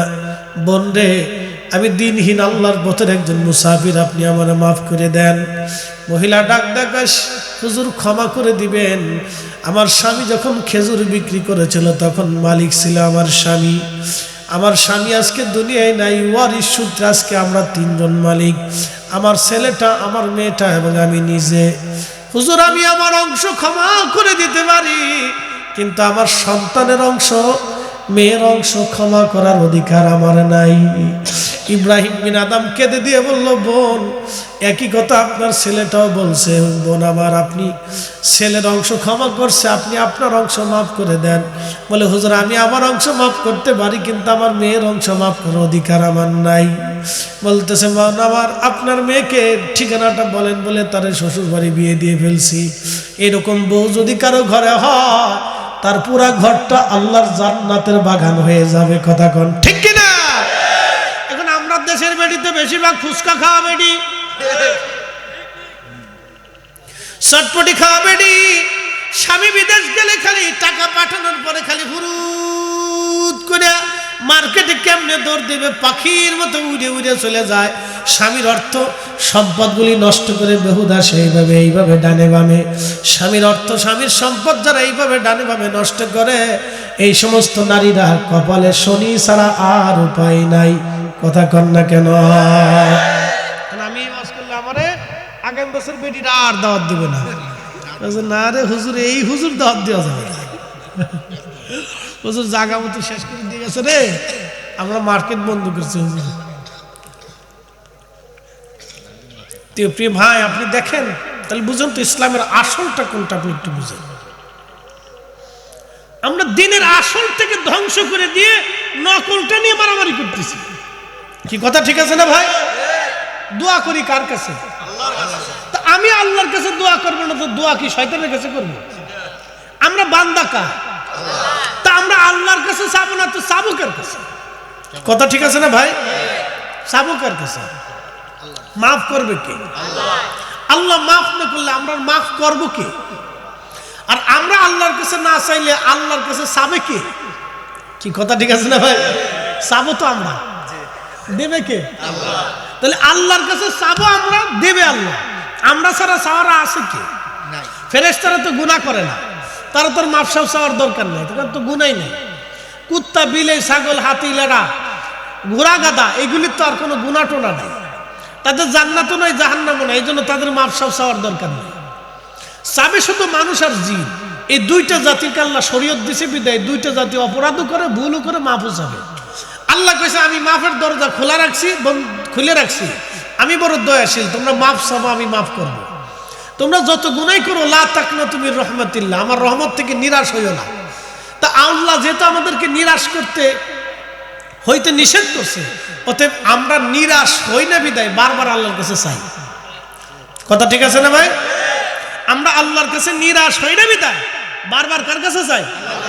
বারবারই চাবেন, যতবার মনে চাবেন। খাবার শেষে চাবেন, নামাজের শেষে চাবেন, বাড়িতে বসে মাহফিল শেষে চাবেন, তাহাজ্জুদের পরে চাবেন, ফরজ নামাজের পরে চাবেন, নামাজ পড়ে চাবেন, চাইতে থাকেন। নিষেধ করছে কেন? আল্লাহ তো নিষেধ করেন, তা আপনি নিষেধ করেন কেন? কি কথা ঠিক আছে না ভাই? আল্লাহ তো নিষেধ করেন। আমি যদি জানাজার নামাজের ভিতরে হাত পরাই দোয়া করতাম, তুই কইতেন যে বেরা আপনি ফরজের সাথে নতুন একটা সংযোগ করে বেদাত চালু করছেন, যেটা ফরজের বিপরীত। যেমন আমি আপনাদেরকে বেদাত শিখাই। আমাদের দেশে অনেক সময় আজানের আগে দুরূদ শরীফ পড়ে না ভাই?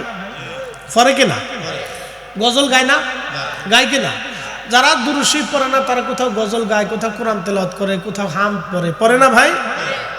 আমি বরিশালে দেখছি কোথাও আলহামদুলিল্লাহ, সুবহানাল্লাহ, আল্লাহু আকবার, ওয়ালিল্লাহিল হামদ, এইভাবে কিছু সময় আল্লাহ জিকির করার পরে তারপরে আজান দেয়।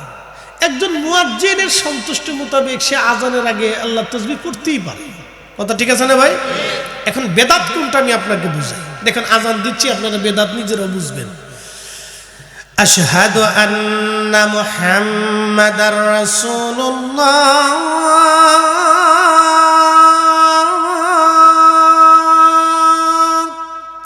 আসসালাতু ওয়াসসালামু আলাইকা ইয়া রাসূলুল্লাহ, আসসালাতু ওয়াসসালামু আলাইকা ইয়া হাবিবাল্লাহ, সুবহানাল্লাহ, আলহামদুলিল্লাহ, আল্লাহু আকবার। আশহাদু আন্না মুহাম্মাদার রাসূলুল্লাহ,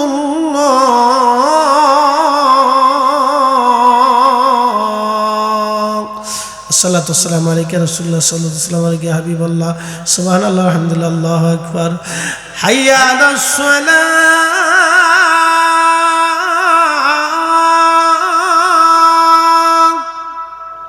আজান হইছে? আপনারাই বুঝতে পারছেন যে আজান হয় নাই, বেদাত হইছে। কি কথা বলেন না কেন? তাহলে কারণ কি? আমি মূল আজানের শব্দমালার সাথে কিছু যোগ করা এবং বিয়োগ করা, এটা হলো বেদাত। আমরা উল্টাটারে বেদাত বলেছি। মূল আজানের শব্দমালার সাথে কিছু যোগ করা, কিছু বিয়োগ করা, এটা বেদাত। কি কথা বলেন না কেন? কিন্তু আজানের আগে যেটা পড়েন ওটা বেদাত না, ওটা মুস্তাহাব। পড়লেও পড়তে পারে, না হলেও না পড়তে পারে, ওটা আজানের অংশ না, ওটা দুরুদের অংশ, দুয়ার অংশ, জিকিরের অংশ। কি কথা কন না কেন? বেদাত সুন্নাত বুঝাইতে পারছি? এই বুঝে থাকবে, ফিরে ফিরে ঝগড়া ঝগড়ি করেন না, খালি আজের ঝগড়া। মানুষ সুদ খাই খেয়ে ধ্বংস হয়ে যেতেছে, এটার খবর নাই। এ তাহলে আজের ঝগড়া নিয়ে পড়ে দিচ্ছে। কষ্ট হইতেছে আপনাদের? আপনাদেরকে এগুলি বুঝানোর দায়িত্ব আমাদের। এগুলি নিয়ে ঝগড়া করেন না ভাই। যাদের বিরূপ যারা আছে, যারা বিরোধিতা করেন, তারা আমি জানি না, হয়তো দলের টানে মতের টানে করে ফেলেন। এগুলো করেন না ভাই, এগুলো না করাটাই ভালো। আপনি মানুষকে শিখান যে বাবা তুমি হালাল খাও, যেটা খাইলে মানুষের দোয়া কবুল হবে। আমি আপনারা আরেকটু বুঝাই, একটু বুঝেন। এই আমার দিকে তাকান, খুব সূক্ষ্ম পয়েন্টে বুঝবেন, এগুলো সূক্ষ্ম পয়েন্ট। একজন লোক শুয়োরের গোশত খাইয়া হেরেমে নামাজে দাঁড়াইছে, ধরেন নামাজ হবে? একসাথে বলে। তার পোশাক সুন্দর, কেরাত সুন্দর, চেহারা সুন্দর, লাহান সুন্দর, জায়নামাজ সুন্দর, নামাজ হবে? কারণ কি? হারাম। জোরে বলেন, কারণ কি? জোরে বলেন। একজন লোক সারাদিন পরিশ্রম করে 500 টাকা রুজি করে হালাল খাবার খেয়ে এসে নামাজে দাঁড়াইছে, তার পোশাক ছিঁড়া, লুঙ্গি ছিঁড়া, তালি দেওয়া, তার টুপিটাও ছেঁড়া, তালি দেওয়া, তার চেহারা অসুন্দর, চুল দাড়ি খুশকো খুশকো, সে নামাজে দাঁড়াইছে, নামাজ হবে? তাহলে আপনি বুঝে যান, আপনি আসল দিন বুঝে যান। মিলাদ নিয়ে, জানাজার পরে দোয়া নিয়ে, কোরআন খতম নিয়ে, ফাতেহা নিয়ে, এগুলি নিয়ে ঝগড়া করেন না। যারা নিষেধ করতে চান, করার দরকার নাই। আপনি আসলটা বুঝান। আপনি যাদেরকে নিষেধ করবেন তাদেরকে ওটা নিষেধ না করে আপনি তাদেরকে বুঝান যে আপনাকে আসল হালাল খাবার খেতে হবে। আপনি ওই মজলিসে আসেন, আপনাকে ওই মজলিস ছাড়তে কইছে কে? আপনি চাইলে তো 10 জন জোগাড় করতে পারবেন না, কিন্তু মিলাদ দিয়ে তো আপনি 10 জন এক জায়গায় করতে পারতেছেন। কথা ঠিক আছে না ভাই? তা আপনি যেহেতু 10 মিনিট সময় পান, ওই 10 মিনিটে আপনি মিলাদের মজলিসে বসে তারে বুঝান যে বাবারে আপনার আজকে রসুলের দুরুদে আসছেন, আল্লাহ জিকিরে আসছেন, একজন মানুষ কবরে চলে গেছে, তার দুয়ার মাগফিরাতে আসছেন, বাবাজি আপনার সে কবরে চলে গেছে, আমরাও চলে যাব, আপনারা হালাল খাবার খান, এই দিন দিন দিন দিন মানেন। আপনি তারে বুঝান। আপনি যদি তারে নিষেধ করেন যে এটা করাই যাবে না, তো এরকম বহু মানুষ করা বাদ দিয়ে দিছে, কারো লাভ হয় নাই, শয়তানের লাভ হয়েছে। কি কথা ঠিক আছে না ভাই? বহু মানুষের বাড়ি ঘরে দোয়া দুরুদ বন্ধ হয়ে গেছে, কারোই লাভ হয় নাই, শয়তানের লাভ হয়েছে, কারো লাভ হয়নি। আপনি দেখাইতে পারবেন না যে দোয়া দুরুদ বন্ধ করিয়া নারীদের বেপর্দা বন্ধ হয়েছে? দেখাইতে পারবেন যে এক বাড়ির দোয়া বন্ধ হয়েছে, ওই বাড়ির বেপর্দা বন্ধ হয়েছে? দেখাইতে পারবেন না। তাহলে তো লাভ হয় নাই। তো যেখানে লাভ হয় না, তাহলে সেখানে আমি কেন এটা বন্ধ করতে যাব? আপনাদেরকে আমি সূক্ষ্ম পয়েন্ট দিয়ে বুঝাইলাম। এটা হলো সুস্থতা বোধের গল্প আর কি। আমি 50-50 করে আপনাদেরকে বুঝাইলাম। তা আল্লাহ আমাদেরকে সহি সমঝ দান করুন, সকলে বলেন আমিন। হযরত ইব্রাহিম বিন আদহাম রাহমাতুল্লাহ আলাইহি বলতেছিলেন, বোন আমার মেয়ের ঠিকানা দেন। বলো অমুক অমুক এলাকা অমুক বাড়িতে আমার মেয়েটা। শ্বশুর বাড়ি ইব্রাহিম বিন আদম রাহমাতুল্লাহ আলাইহি চলে গেলেন সেই বাড়ি। সালাম দিয়া বললেন, মা 2 মাস আগে তোমার আব্বাজনের কাছ থেকে আমি 100 খেজুর কিনেছিলাম। মা একটা খেজুরের কারণে আজকে 2 মাস আমার কোনো দোয়া কোনো ইবাদত কবুল হয় না। মারে খেজুরের দিন এটা আমার দয়া করে মাফ করে দাও। মেয়েটা ডাক দিয়ে বলতেছে, হুজুর ক্ষমা করে দিবেন, খেজুরের মালিক ছিলাম। আমার আব্বাজান খেজুর বেচার সময় আমার আব্বাজান ছিলেন মালিক, এখন খেজুরের মালিক হলাম আমি এবং আমার ভাই আর আমার মা। আমি আমার অংশ মাফ করতে পারি, কিন্তু আমার ভাইয়ের অংশ, বোনের অংশ, আমার ভাইয়ের অংশ, মায়ের অংশ মাফ করার অধিকার আমার নাই। চিৎকার মেরে জোরে বলেন আল্লাহু আকবার। তেলের গাড়ি তেলে চলে, হাওয়ার গাড়ি হাওয়ায় উড়ে, বিনা তেলে চালাই গাড়ি নবী সুলাইমান। আমরা সেই মুসলমান, আমরা সেই মুসলমান। ও আজ আমার শেষ কথা, আপনাদেরকে আশা করি বুঝাইতে পারছি। আমি অনেক দলিল দিলেও বুঝাইতে পারতাম। বলতে হুজুর আপনি মিলাদের পক্ষে দলিল দেন, অনেক দলিল দিতে পারতাম। দোয়ার পক্ষে দলিল দেন, তো অনেক দলিল দিতে পারতাম। তো দলিল দিলে অনেক ভাইরা মানে না, এই জন্য আপনাকে নেগেটিভ আর পজিটিভটা বুঝাই।